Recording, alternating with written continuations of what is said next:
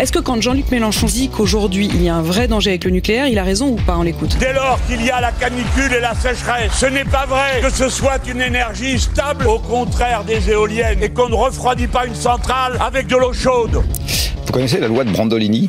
Non, allez-y. La loi de Brandolini vous dit que quand vous avez un temps égal pour quelqu'un qui a dit quelque chose d'inexact et quelqu'un qui essaye d'expliquer pourquoi c'est inexact, la personne qui essaye d'expliquer pourquoi c'est inexact perd toujours. Parce qu'il faut 10 secondes pour dire une bêtise et il faut en général plusieurs minutes pour expliquer pourquoi c'est une bêtise. Une centrale nucléaire, comme toutes les centrales thermiques, est une centrale qui a besoin d'une source froide. C'est vrai également pour les centrales à charbon, c'est vrai également pour les centrales à gaz. Cette source froide, on va aller la chercher soit dans une rivière, soit dans la mer, soit dans l'air. Quand on va la chercher dans l'air, c'est ces grandes tours, vous savez, il y a de la vapeur. Toutes les centrales en bord de mer n'en ont pas. Mais à partir du moment où vous avez une diminution du débit dans les fleuves, vous avez la possibilité de devoir baisser la production d'une centrale nucléaire, mais d'une centrale à charbon aussi, tout simplement parce que vous avez moins la possibilité de refroidir votre centrale, et donc vous devez baisser la production, vous pouvez produire moins de chaleur à l'intérieur de la centrale. Voilà. Il n'y a pas de problème de sûreté associé à ça.